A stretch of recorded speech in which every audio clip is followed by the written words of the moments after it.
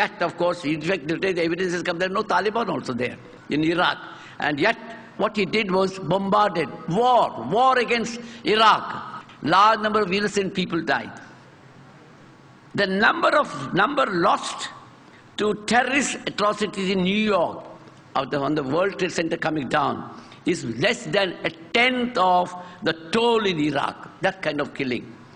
If there is anyone who can be called a terrorist, I said this in an earlier occasion, and I repeat again, if there is anyone who can be called a terrorist, it should be George W. Bush.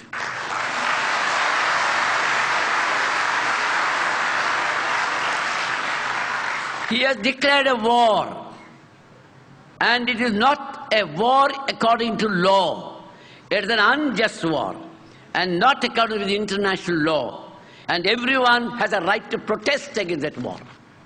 If anyone could protest, anyone could condemn that kind of war, be a Hindu, Christian, Muslim, fundamentalist or otherwise. You have a right to protest. Just because we protest and condemn, we cannot be considered as terrorists. One of the most difficult problems is to define terrorism. See, we talk of terrorists. Where is the definition of terrorism? How do you define terrorism? Tada did not define terrorism. Porta did not define terrorism. Only terrorist acts were defined. And those acts could be even under the Indian Penal Code. They are not different. Murder, killing, dacoity, using guns, all are under the ordinary law. But you can, at the discretion of the police, they can use it as an act of terrorism under Tada law. If it could be broadly agreed that the deliberate killing of innocent civilians, you find this kind of definition in the dictionary, if it could be agreed that the deliberate killing of innocent civilians is a central element in most definitions of terrorism, then in that event, the worst terrorists of the last century should be the USA for bombings of Hiroshima and Nagasaki, where suffering of large number of innocent people has never been healed even after 6 decades. Just killed lakhs of people in these two places. So also, the worst violators of the 21st century as it began are the USA and Great Britain. There's not much difference between George W. Bush and Lakshari Taiba. Both believe in killing. Killing helps them. Killing keeps alive the tension in this region. That is what they want. That is their business. So the USA has a business of encouraging killing everywhere. It gives them a market. It gives them a market for supply of arms. So also Lakshari Taiba believe in killing. It gives them a market. So while both seek to wield power, one of course with the superior power of USA, and the other, of course, trying to build up his own other category of power. So it has become the global war. In this way, as again, terrorism becomes a permanent feature of these persons. In other words, the permanent feature of American policy is a global war. It will never come to an end. As long as the fear of terrorism is there, they're happy. As a result of this, what is happening in the rest of the world is that freedom and liberty gets curtailed. We are now gradually sliding into what is called a security society. Today, as you must have seen as you walked in, what happened to all of us? Everyone had to have a checkup. Because security, internal security. So we are going into a security society. Security is more important, not liberty. Your security. And then you must have read in the paper what is called Advanced Passenger Information System. You get into a plane in London. Within 15 minutes, your full history is sent to Bombay or whichever the destination. When you land there, the police are there. Police know your full history.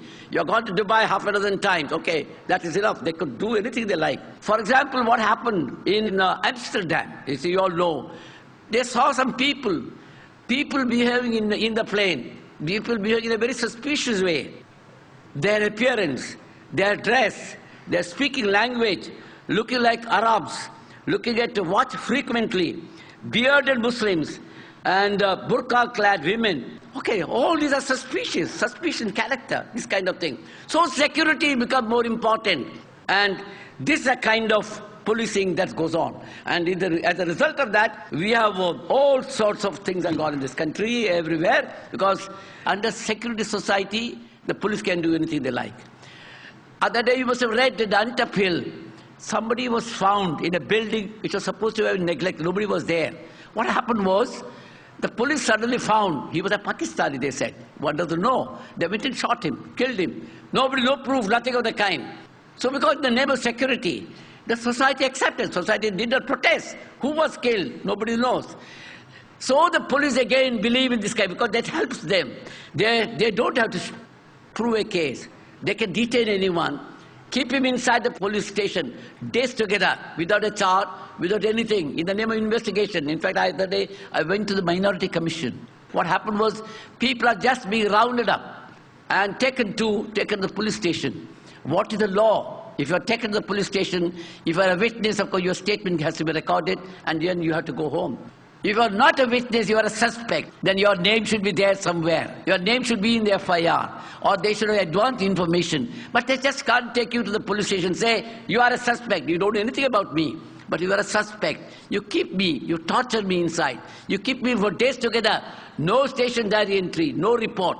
And one fine day, you handcuff that man with another unknown person who is supposed to come from Pakistan. And they say, you are connected with this two together. This is the kind of system. So in the name of security today, police can do whatever they like. Anyone can be killed in an encounter, deaths, and no investigation. In the name of security, every movement of yours can be tracked. Your bank accounts, for example, your transactions, all come under the check. In the name of security, see, the other day the rule has come. In Bombay city, you can't sell or buy property. You can't rent out your house. You want to rent out, you have to go and inform the police officer. So the police have to be informed. So liberty is becoming a casualty. You are literally going to be enslaved.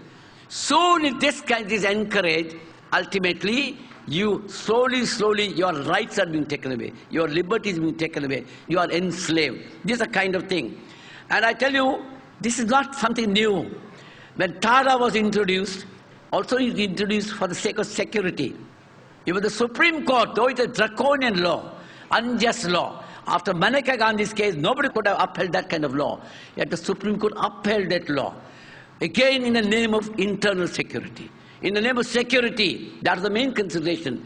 They upheld quota law, again in the name of security. They upheld Armed Forces Special Powers Act, which has done havoc in northeastern state, Manipur and so on, those places. Yet we upheld the law in the name of security. All of principles of the liberal society, justice, social, economic, everything, all those they have forgotten. This is a kind of approach. So therefore it is necessary, we must understand, this violence must come to an end. So what is the solution? Solution is not arms. Solution is not violence. Violence against me from the people or from the state. No. What is required is that why should there be so much violence in the society? Our approach should be why there is this kind of terrorism. What is the reason for that? That is the thing the government must understand. Not arms, not this kind of harsh law. I tell you, there is so much of injustice in the society. Go to any part of India, anywhere. So much of injustice.